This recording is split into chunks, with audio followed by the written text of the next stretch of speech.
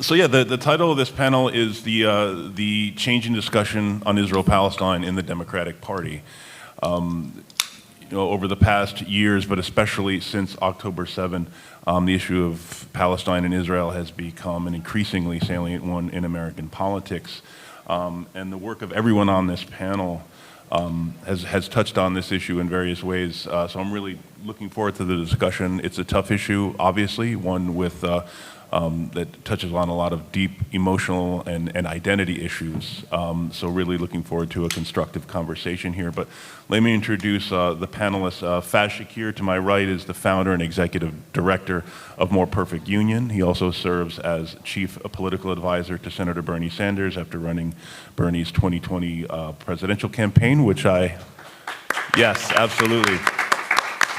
Which I had the great privilege of working on as well as foreign policy advisor.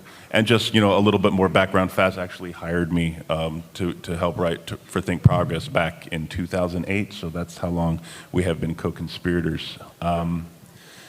Hadar Susskind, at the very end, is the president and CEO of Americans for Peace Now, and one of the Jewish community's leading progressive advocates, with more than 25 years of experience working in Washington, D.C. on both foreign and domestic policy. And then Nancy O'Kale is the president and CEO of the Center for International Policy. Also before that, the co-founder of the Tahrir Institute for Middle East Policy, originally from Egypt, and an activist and organizer and scholar who I've had the privilege of working with at CIP since September.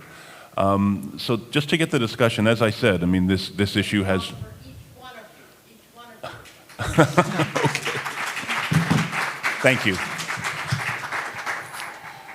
So as I said, this issue, obviously since October 7, but even before, going back years, has become an increasingly salient one for the party within the progressive movement. But as that movement has developed more and more power within the Democratic Party, it's been an issue that the party has contended with in various ways. So the speakers on this panel all have differing perspectives and experiences dealing with this. Both from an organizing, political, and analytical perspective. So I just kind of want to tee up that question, and maybe let's go to Faz first. This is an emotional and trying issue, so I'll try to give it its due respect. And anytime we think about politics, it tends to get you away from the morality and the real emotions that are tied into this issue. One of the observations, obviously, around this is, as activists, I would associate myself in that category. I think Matt and everybody on this panel, when we're in that mode, we are engaged in policy change. Outcomes matter, lives matter.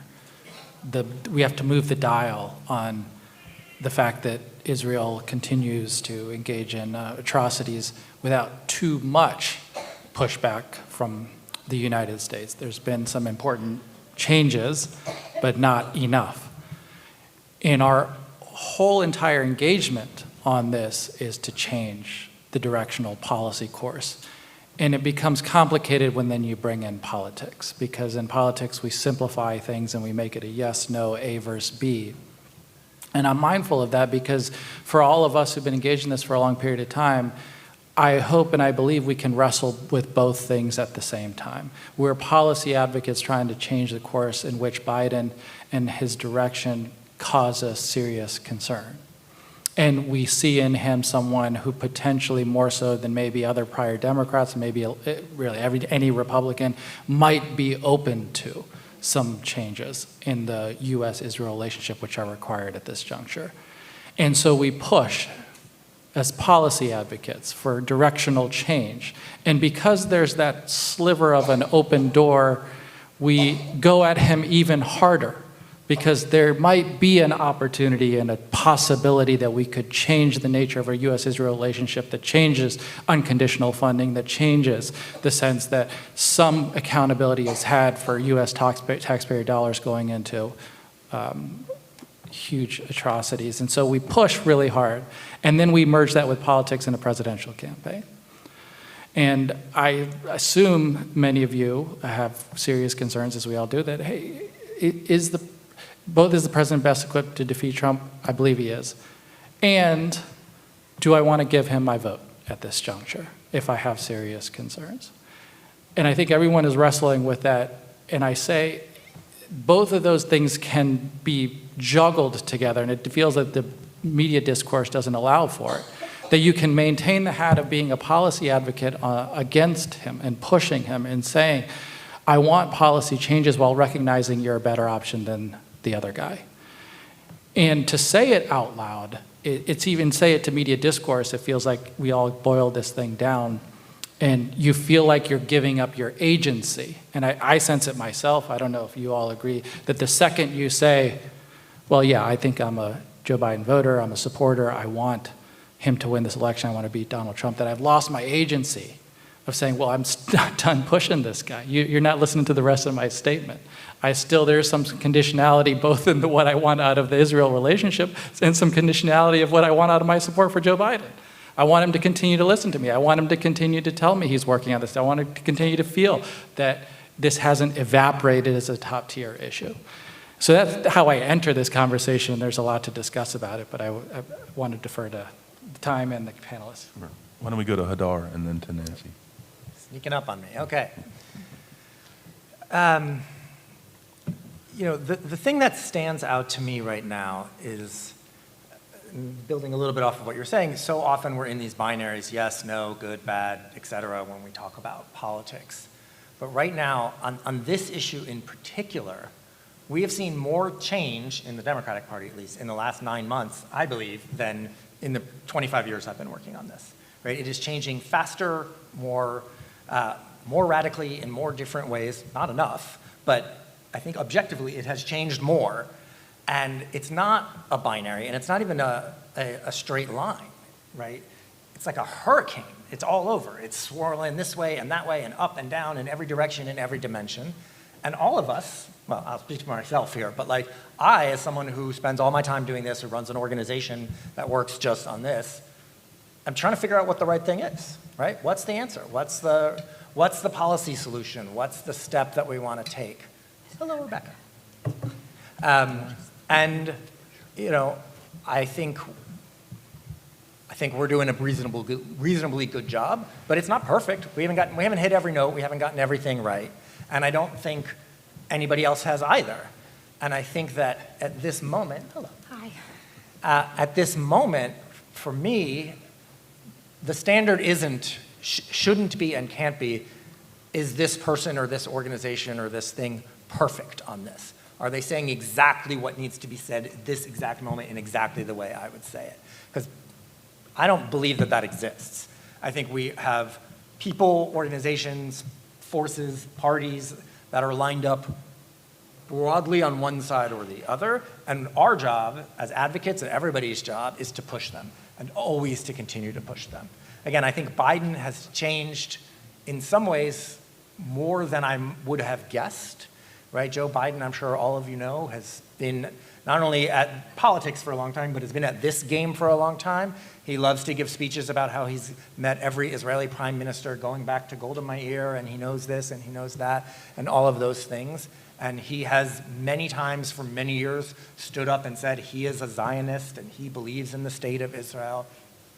So all of these things, this political education, this frankly very AIPAC-forged political education that he's had for decades and decades and decades, I think has been and continues to be a challenge, but we also have seen it cracking, and we've seen him do some things and say some things that, while they're insufficient, if you ask me, were frankly kind of horrifying to those people who gave him that education. And so I think the moment that we're in is one of massive transformation on this issue. And the more that we can, first of all align in the same direction, so that even if we're not pushing on each exact same strategy, each exact same piece of legislation, we're pushing in the same direction, but also aligning on trying to help redefine what that end goal is of this new moment, right? We talked about the U.S.-Israel relationship. There's a lot of language that's been there for a long time about the U.S. and Israel. When I started this work 25 years ago, one of my really clear memories of it, and I promise I'll wrap up, was sitting in the Republican senator's office with that senator and his staff and saying something about peace between Israelis and Palestinians. And the senator said, well, the Israelis and the Arabs And I said, no, the Palestinians. And he said, there are no Palestinians, right? That was just like a pretty standard, shitty, but pretty standard position. And the shift that we've seen and the shift that we still need to push and fight for and make is massive. And I think we just need to be able to be pushing consistently together in that direction. Hi, Rebecca. I am so sorry. I'm like, No, Rebecca, we're delighted that you apparently found the fastest cab driver in Baltimore.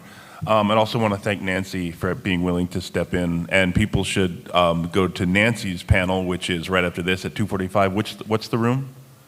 308, literally next door. So you have 15 minutes to walk right next door. But again, we're really glad that Rebecca was able to make it. So just by way of introduction, Rebecca Abu Shadid is a board member at the Institute for Middle East Understanding Policy Project, a longtime progressive activist in the Arab American community and the Democratic Party, splitting her time between Washington, D.C. and her home state of Ohio. So just to tee up the question again, this panel is discussing, the changing debate around Israel-Palestine in the Democratic Party. And from your perspective, I know, we've worked together on these issues a long time. You were working on this before I even came to D.C. Your experience and your knowledge of this is very, very deep from a number of different perspectives. So just how have you seen this shift, and where do you see the issues sitting right now in the party, in the broader movement? I think I agree with Adora, I agree with Faz. I think we've seen good progress. We see a lot of pushback, which I think is itself is a reflection of the success. But what do you see? yeah, thanks again, and I'm really sorry that I had trains, planes, and automobile issues. So, look, I come to this, as Matt mentioned, both as an Arab American and a Democrat, and so as long as I've had political consciousness, I've been dedicated to a party that did not see like the full humanity of my community. So I've always, like the idea of kind of holding your nose and having to vote for a candidate is one that I have voted, the one that I've had in every election I've ever voted in. And what we've seen for decades, specifically with respect to Israel-Palestine, is a huge gap between the values that this party says that it believes in and our policy. And along with that is a silencing of any debate on this issue. So I've never understood why Democrats felt that it was a good thing to say that Israel is a bipartisan issue. We have no debate. Well, I mean, what other issue in American life would we actually want to say that we have no differences from the Republican Party and that we allow no debate internally within the Democratic Party? And so what we've seen is if people do have a different view, they're silenced. That has happened in a very coordinated way to the Arab and Muslim communities in general.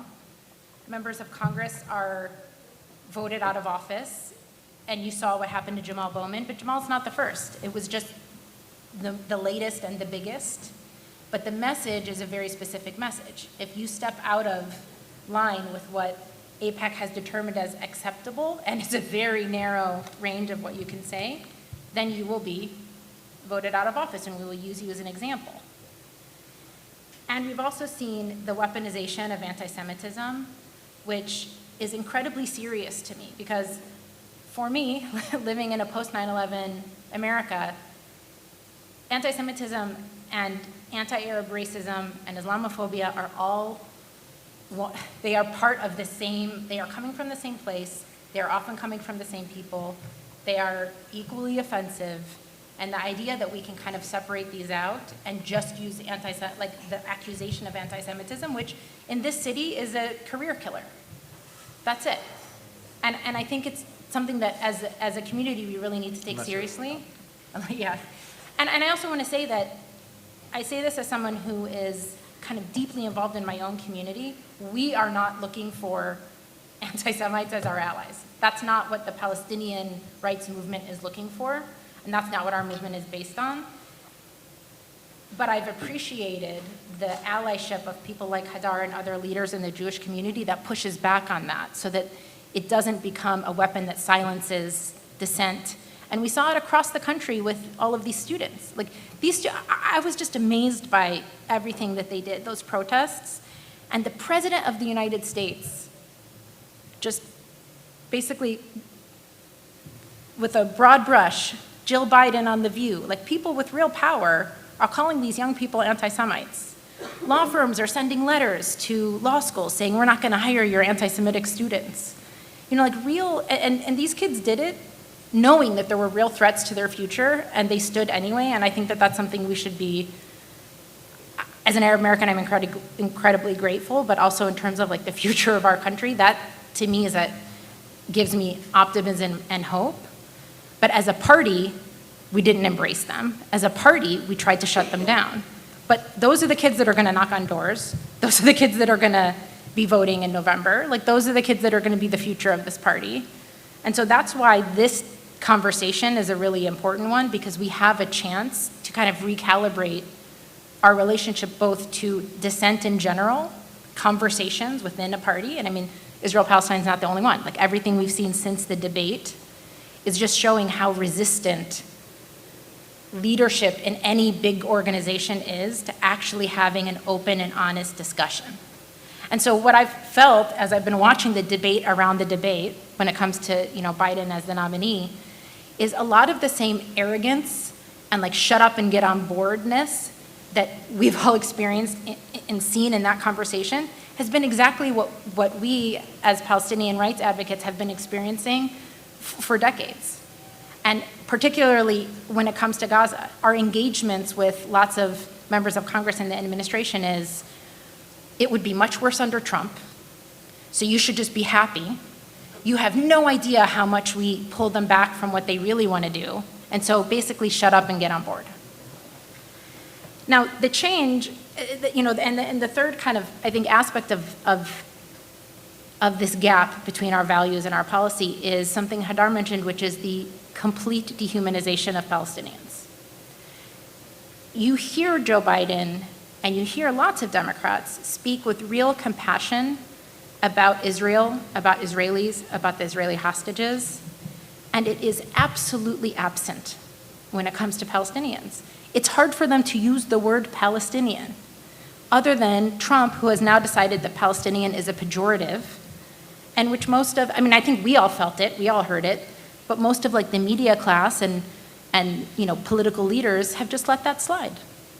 Now being called a Palestinian is supposed to be a bad thing. And what I've seen and what's been really heartening is the progressive base, like here you all are, and if you look at the agenda of this entire conference, there's clearly a dedication to opening up this conversation. So we've seen progressives in the party, and we've seen them really support people like Rashida, people like Ilhan, people like Jamal, like Corey. We've seen an amazing rise, and it's organic, and it's real, and it's deep, and it's genuine, of Black Palestinian solidarity. And we've seen a generational shift. And that shift in many ways has also been led by the youth in the Jewish community. And those relationships that have been built, to me, are incredibly touching. Like, it's not hard for me as an Arab American to say, I can't stand for what's happening in Israel-Palestine. I'm not risking anything within my social, like my family or my social circle. But these younger Jewish activists, they are. And it's incredibly meaningful. Like, these are their parents that they're taking on. These are their mentors they're taking on. These are their, you know, their entire social networks, and they're doing it with courage and with honesty, and it's been really something amazing to see. And I don't think that any of this is going to be shut down, but it's really up to us as a group to decide in which direction we move it. Thanks. Thank you. No, I think that last point that you made is where I wanted to go. And I also want to say, I want to just do one more round here, and then we'll go to some questions and maybe then come back to the panel. So if you have questions, we'll make sure we have a mic ready. But what you said about some of the drivers of the shift, Rebecca, I mean, these different communities that have been organizing, this goes back a long way. I think the shift in the party that we've seen is a reflection of organizing that has gone back, that has been years in the making. In various aspects, the Black Palestinian solidarity is a huge part of this. You know, but it also requires members of Congress with courage, and I think we have more and more of those. I mean, speaking up and representing, like, this is a view, you are not crazy. Yeah. This is actually the right perspective. So maybe I could go to Faz and say, just looking at some of the drivers here, I mean, some of the factors, combinations of factors that are going to help drive this. Well, you and I are cursed a little bit with our history because we approach it with the sense that, I mean, I started in politics there, 2000, around the 2000 era, right around 9/11, and you could count on one hand the number of Muslims who were in politics.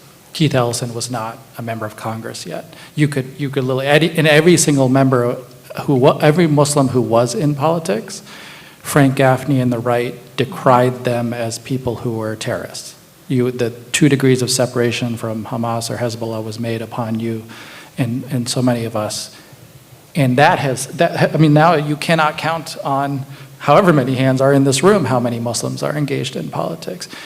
Another point of discourse is AIPAC. I mean, if you had gone into any room around that time and mentioned AIPAC, you were asking, do you not want to be in politics? Is that what you'd like? You can't criticize AIPAC. There was a book, right? At that time when I first entered politics, Paul Finley, former member of Congress, right, from Illinois, who was a lone voice writing that AIPAC, has inordinate influence over politics and we're not allowed to criticize them. And look how far that debate has come. So I look at those touch points and I say, oh man, progress is being made, and yet we sit here because at current count, 38,000 Palestinians have died, plus we don't, who knows what the accurate numbers. Yes. Says 187,000. Right, exactly. Just needlessly and inhumanely. And as we think about that, this is why politics is hard. I hope some changes are made as a result. I hope there's been some progress. I hope we can stop a 2,000-pound bomb from going to Israel. Yeah, sure. So you see some movement, but it's because 50,000 people died.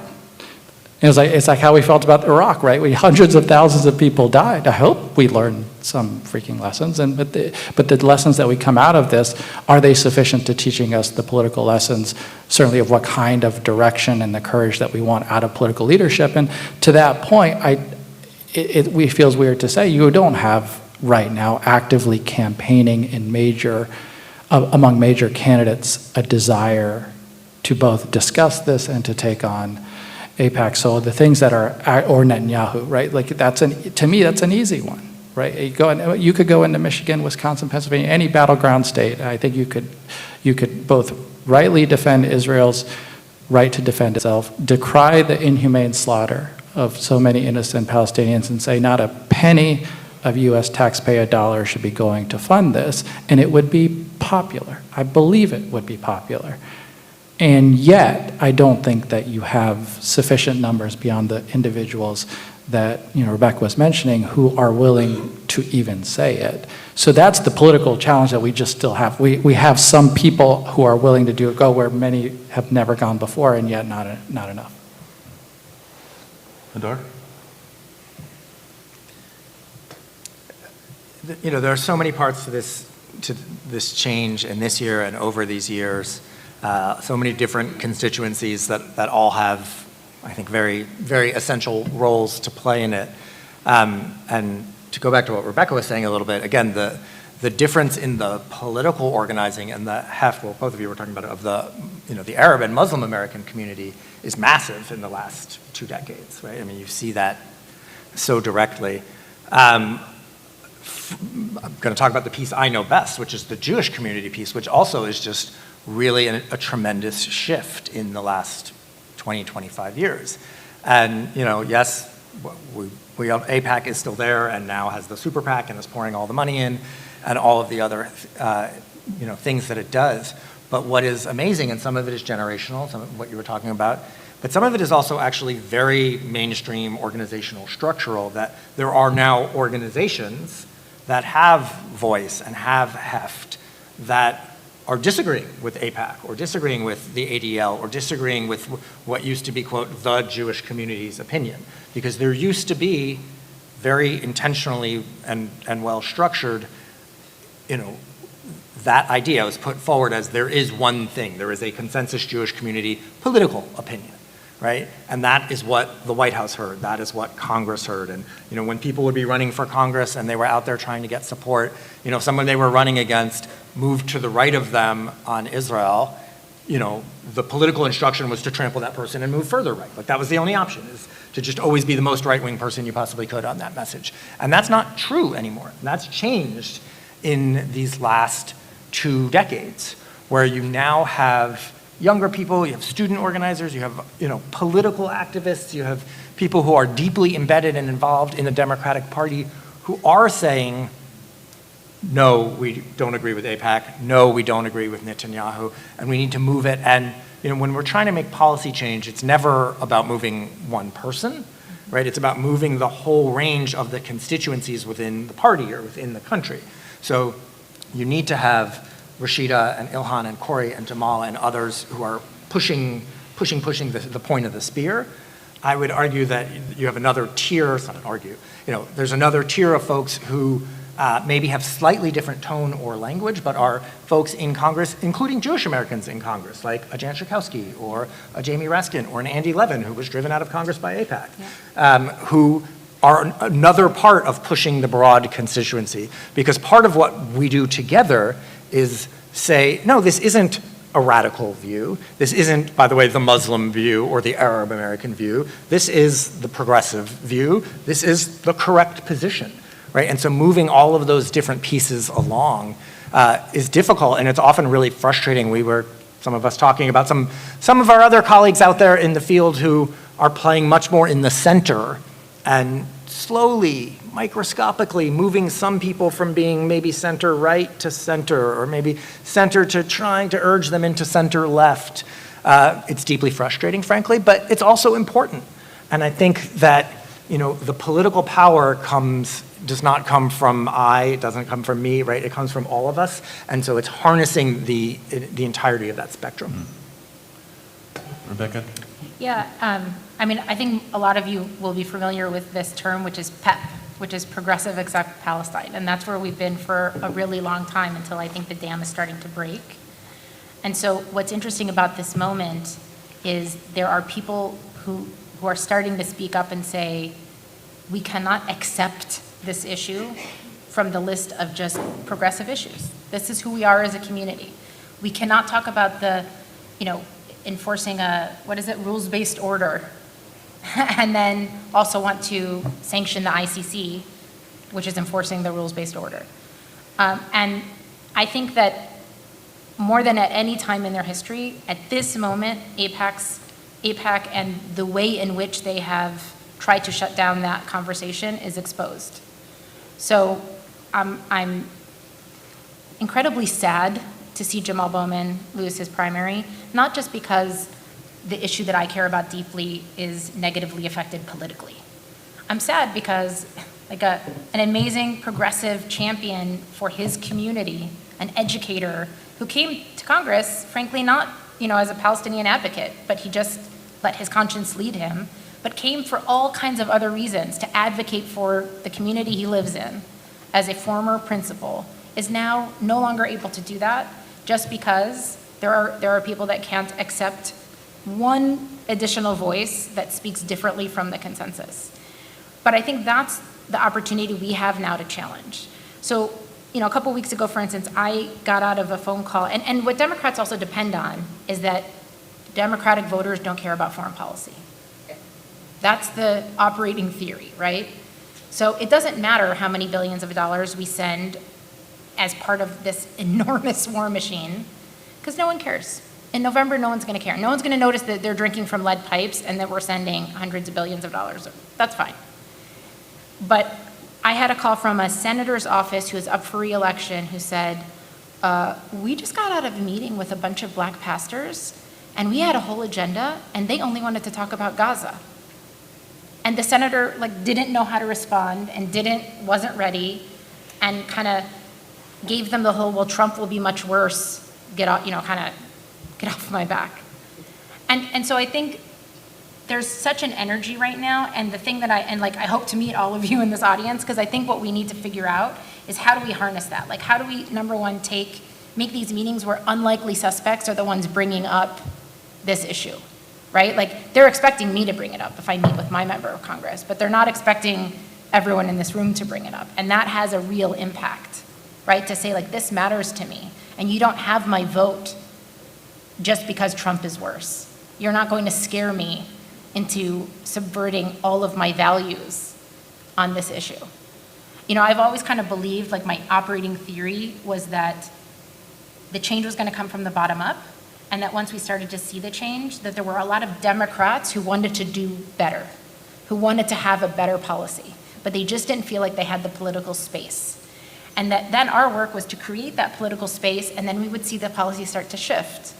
And it's been very difficult to see the political space opening up, and then the buzzsaw of, frankly, Joe Biden's just ideological dedication to an Israel that doesn't exist, and really, frankly, never existed.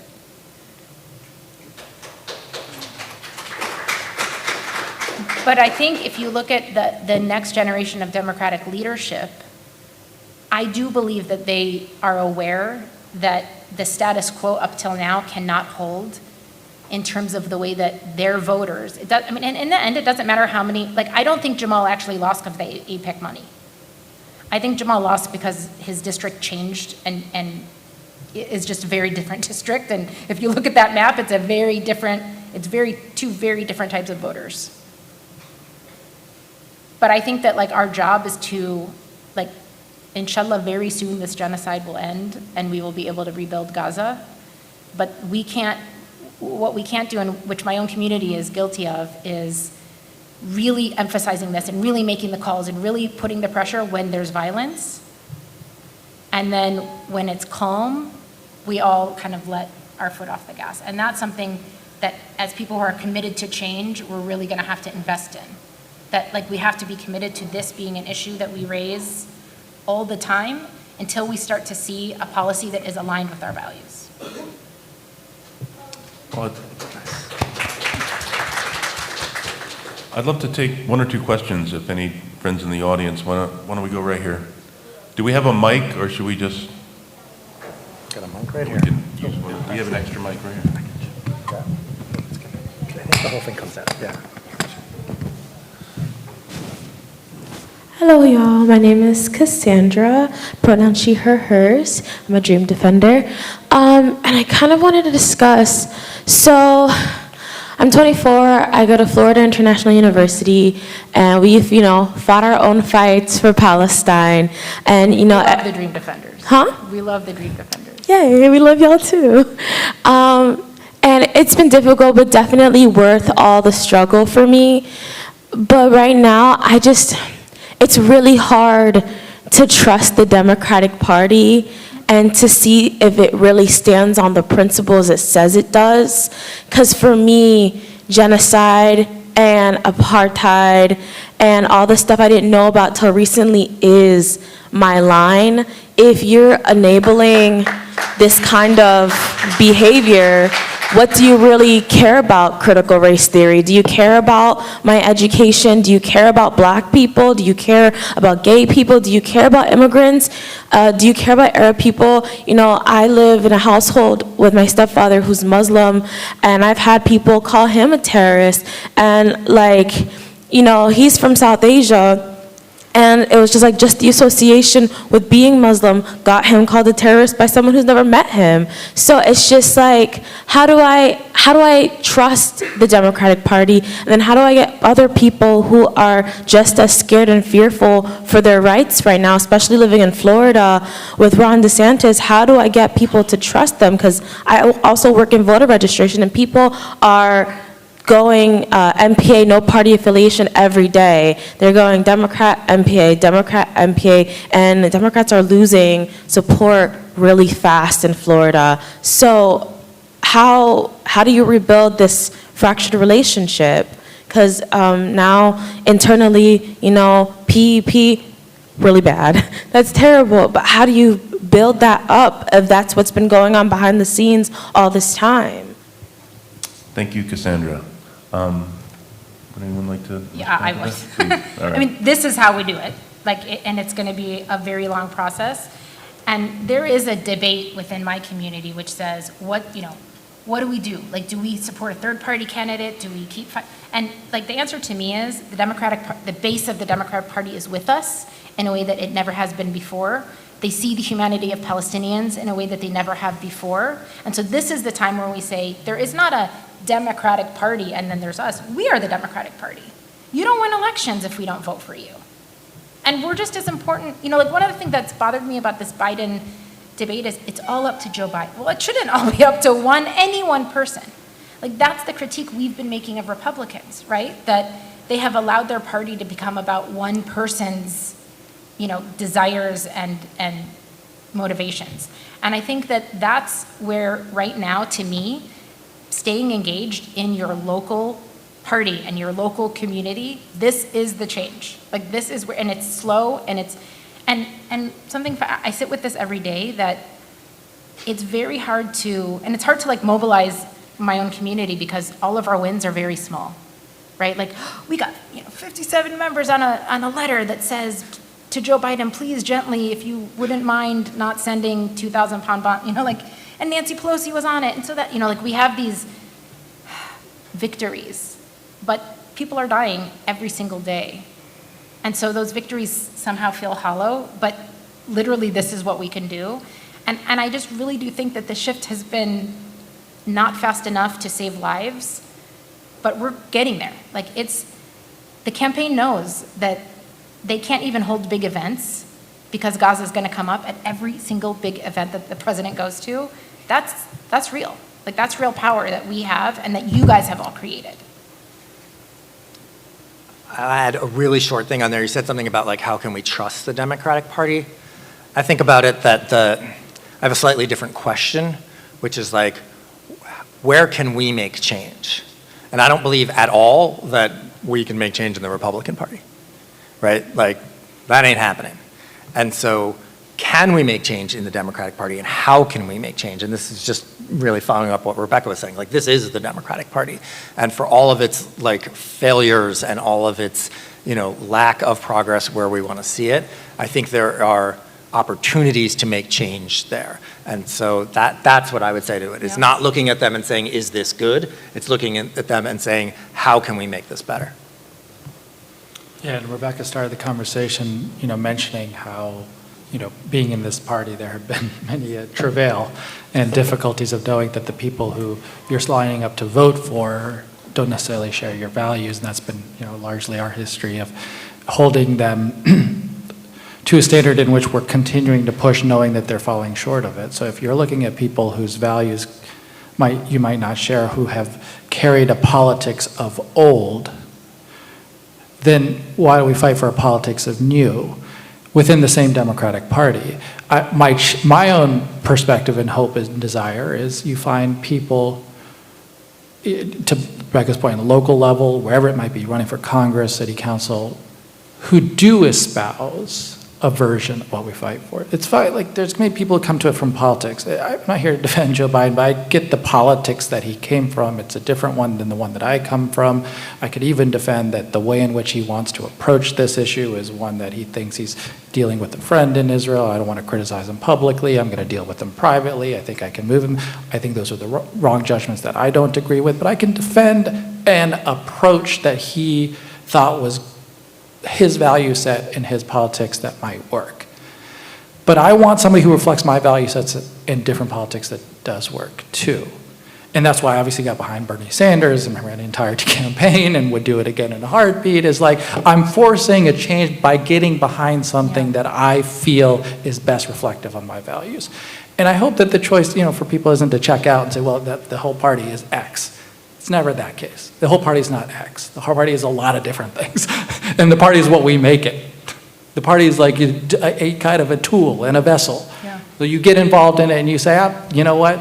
AOC represents a version of what I want as Democratic Party. Ilhan represents a version of what Rashida represents a version of what I want within a Democratic Party, but not just at that level, all the way down through, so that like 3, 4, 5, 10 years from now, I used to say this all the time as Bernie's campaign manager, I still feel strongly about it, is that 20 years from now, we're going to have so many Democrats in office who are going to say they got their start because they volunteered or got involved with the Bernie Sanders campaign. And it will have meant so much, I know, to him and to all of us, that you build that movement, you see the fruits of that labor as they come, right?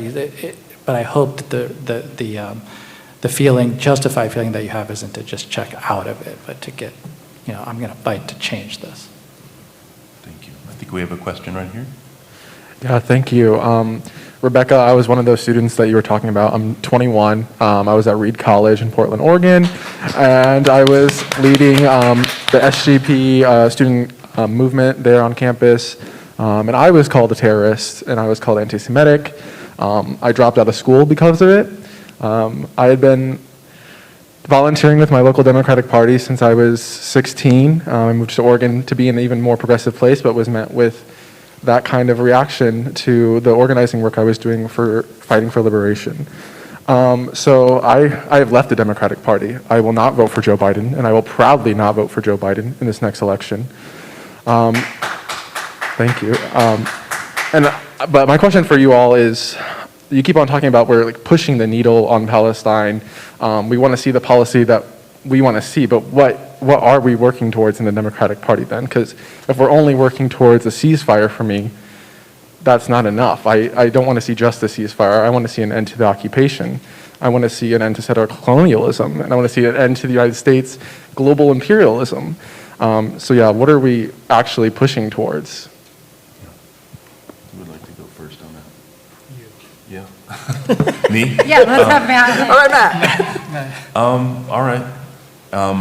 First, I totally agree about what the end goal is. In fact, Nancy and I wrote a piece making this same point. Is like a ceasefire is only the beginning. It's absolutely necessary. We wrote this in November. I can't believe we're here and this is still going on. But we would not, if we want this to be anything more than an interregnum before the next round of fighting, we really need to address the key issue, which is Palestinian liberation and an end to the occupation. And a situation in which Palestinians and Israelis live in equality, one state, two states, but ending the occupation ultimately, is the only way that we're going to achieve real security for Palestinians and Israel. And I take what you're saying. Right now, we have a president who on this issue is very obviously not with us, but is just deeply ideologically, and we've all seen his stubbornness displayed over the past 2 weeks, but we've been watching this on Gaza and on the issue of Palestine since October 7 and even before. This is an issue on which this president is very much of another era, but he is the president, and as we all understand, the president has enormous authority over issues of foreign policy, and when he is stuck in his ways, it's very slow rowing, but I do think it is very real when we say we are building something, producing more champions, more candidates, building movements that are holding leaders to a set of values that we share. So again, holding both of these things in mind, the situation right now is catastrophic. People are dying. Many more people will die as a result of this war. But let's build a party where this doesn't happen again, where we have leaders that actually hold all lives as valuable and equal, and not just one set of people, because we don't have that right now. But just keeping in mind, that is the kind of party that we're trying to build, because as Rebecca said, we are the party.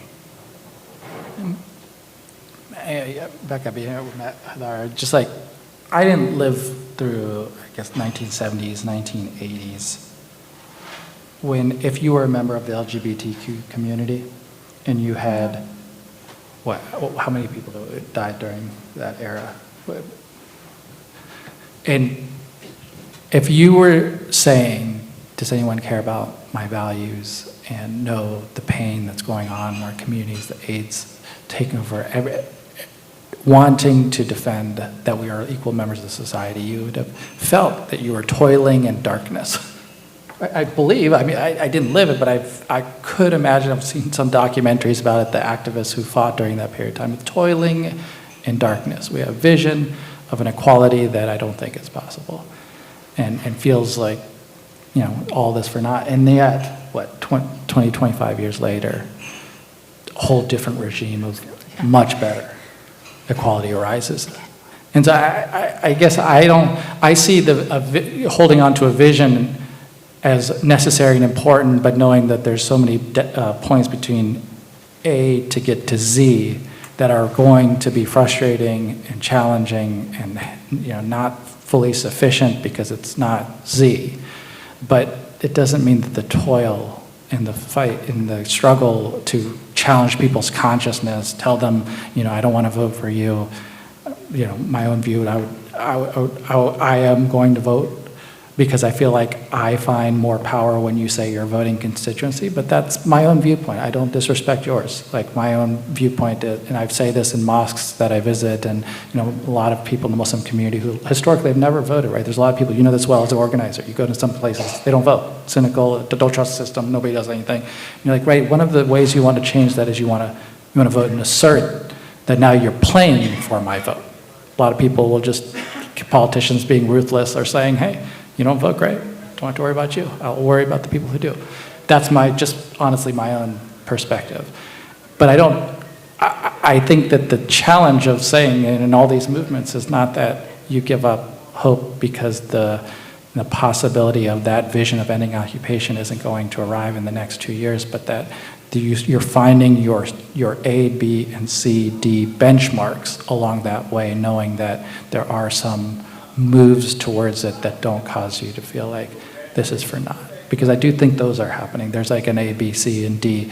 I think when we were talking about this panel before, the idea, 10 years ago, Heather? You probably know better. The idea of conditioning USA.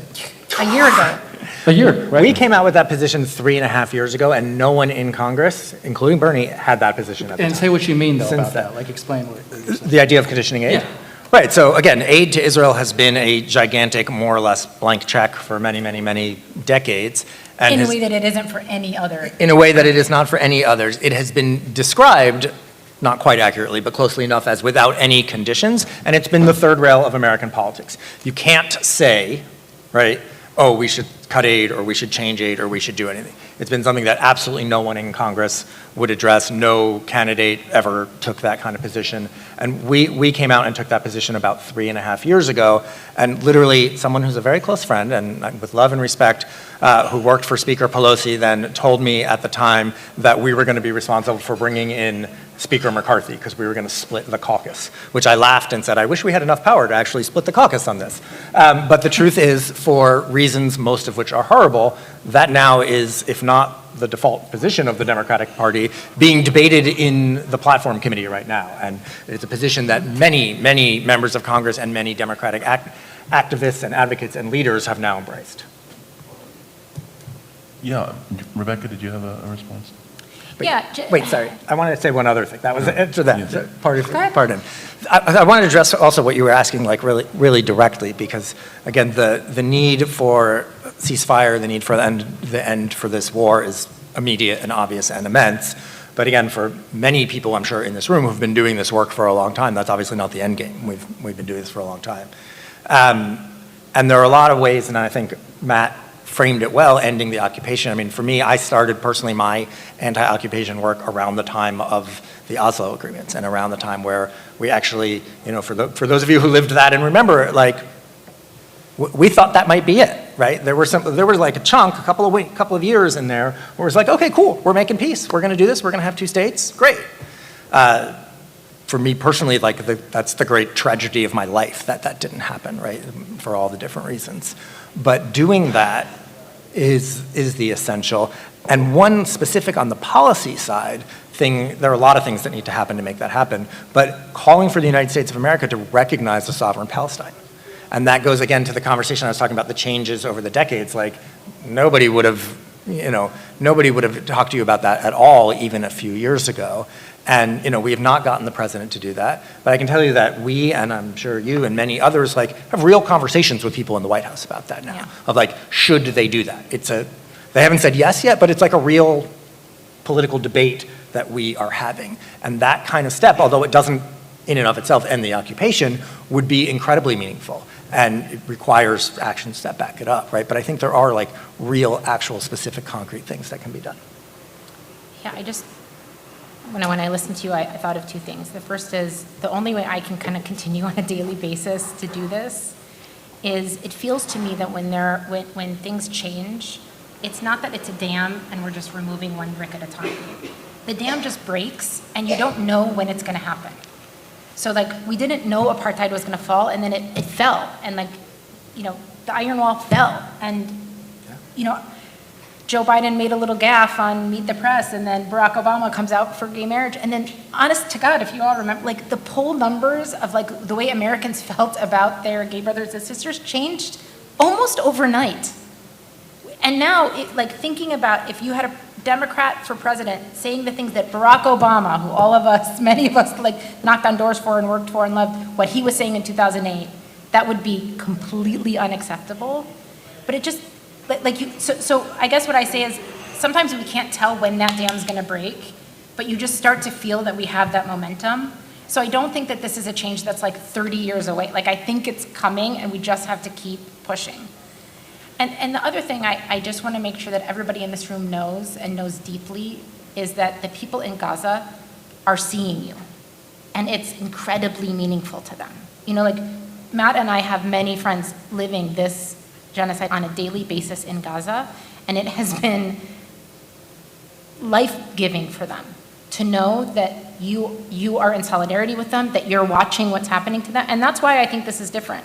For all of the ills of social media, the mainstream media, and I'm not like one of these media bashers, I think they generally do their best, other than the New York Times, I think they do their best. But We're talking about serious media. But I think, I mean, it's just unique, right? Like you're not learning about what's happening in Gaza from the media. You're learning about what's happening in Gaza from Bisan Auda. You're learning about what's happening in Gaza from Yusuf Hamash. Right? Like you're seeing from human beings what they are living through, and they are seeing how you're reacting to it. And that solidarity is real, and that's what continues to drive me every single day.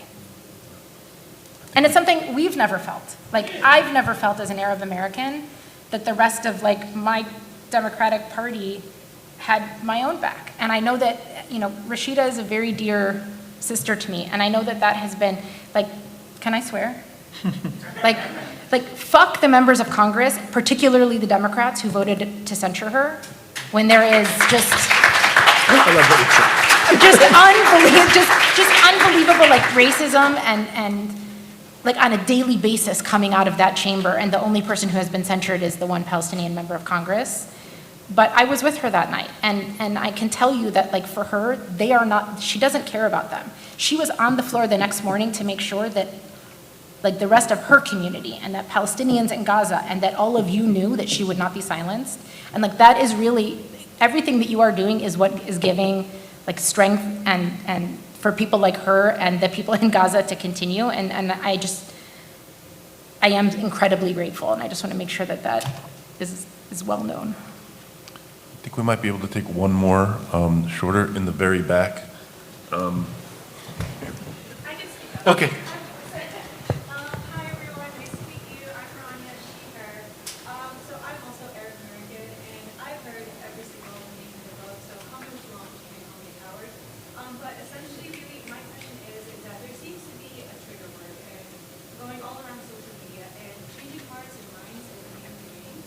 But how are you supposed to approach a conversation when that trigger word, like you're being anti-Semitic, or you are, or you're being a terrorist and like what do you do or what do you say or how do you keep the conversation going when those words are being said to shut you down?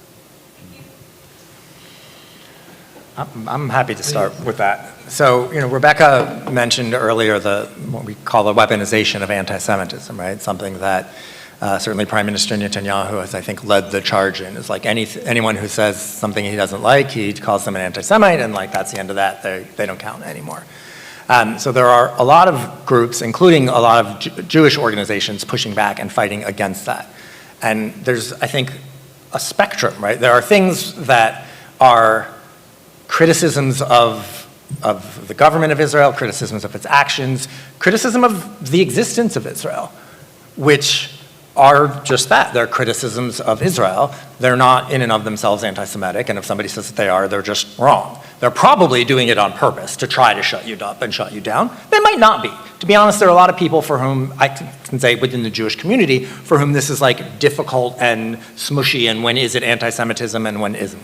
But nonetheless, even if somebody feels that way, that doesn't mean that they're right. There are also things that people say, and you know, that I don't like, right? There are things that people say that I think, forget even like is not the point. There are things that people say that I think are wrong, like factually, not, you know, an opinion that we have different opinions. But even then, that doesn't make it anti-Semitism. Like, you're allowed to be wrong without being an anti-Semite, right? So I think just actually pointing those things out and saying, look, even if you think I'm wrong, even if we disagree, like, fine. Also, and we've never met, I'm 100% not talking about you, but it's also true that there are people who do frame those things and do focus their criticisms of Israel, of the actions in Gaza, of anything else, and address those to Jews globally, which is not okay, right? Or who are showing up and again, ascribing those actions and those responsibilities to people who don't have anything to do with those and aren't defending those. I'm not saying you can only talk about the people who are there on the ground. If you're protesting AIPAC, great, right? They're standing up for that. But if you're protesting, and again, I'm making up the details here, like, a Jewish preschool because there's a genocide in Gaza, I personally don't agree with that. Now, some of you may agree with that, and again, right, we can disagree. That's okay. But I think coming back and focusing on the issues and the actions and the things that we're actually doing and saying, I'm not going to get stuck in the fight. I was talking to one of the people in the audience before we began about some of those words that in the Jewish community people have challenges with, right? Are we calling it a genocide? Are we calling it apartheid? All of these things. I said, I have my views, I have my opinions. I'm not willing, as a general rule, to spend all my time fighting about is this apartheid or not. Do you mean just in the West Bank and Gaza? What about East Jerusalem? How about this block? How about that block? Not because it's not important, language is important, but because for me personally, like, horrible things are happening and I want to know what we're doing about it. I do not want to spend my time personally, institutionally, like, stuck on the terminology pieces. So I think focusing on the work and what we're doing is where I would go. So we just have a couple minutes. Do you want to make a brief? Yeah, I just want to say, look, it's a scary accusation. It's not something to be taken lightly. So I have the same, every time I tweet something, I'm like, oh, like, is this the one? And then I'm going to get fired. And then, so, like, it's serious. It's not a joke. Yeah. But here's how I think about it. Number one, like, I'm responsible for what I say, so the things that I say are going to be based in my values and about, like, the humanity of Palestinians and the humanity of Israelis. I mean, I have many Israeli friends that I care about deeply who are in this fight with me. But the important thing that can be hard sometimes in our community that we have to stand up for is that when we do see anti-Semitism, it must be as abhorrent to us as the dehumanization of Palestinians and Muslims, and we cannot be afraid to take that stand as well. And I think that then, if that is your guiding light when you are speaking on this, you can have the confidence to say, if you look at everything that I've said, this is who I am. These are my values, this is who I am. Now, that doesn't mean that you're not gonna get attacked. That doesn't mean that you're not gonna have problems in your job. That doesn't mean you're not gonna get doxxed. Like, none of that doesn't protect you from it. And so the second thing that we need to do is we need to build these institutions that are going to protect people who are putting themselves on the line. And we need to challenge institutions like the ADL that is going far outside of its actual core mission and on the offense and attacking these people. We're not there yet, but that to me is an incredibly important part of building this movement, is building protections for people so that they have the ability to speak honestly and freely and with their values without being concerned that they're going to have this attack that's going to affect every other aspect of their lives. So not for the last time, I'm going to give, or not for the first time, I will give the last word to Faz.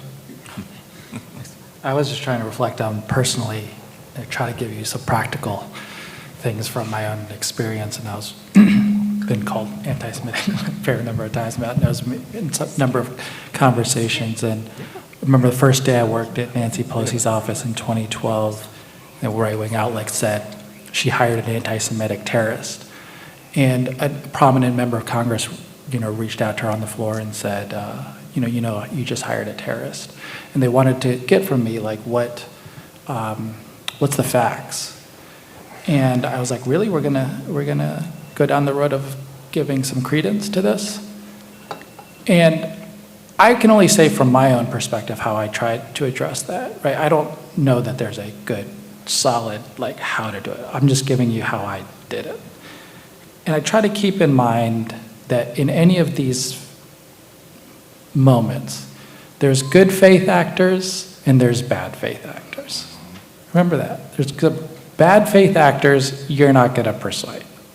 They're out there to psychologically troll you, and quite frankly, they'd love for you to get distracted by them, to get pulled in a lot of different directions, to not do the job to which you're trying to do, engage in the mission that you're engaged in.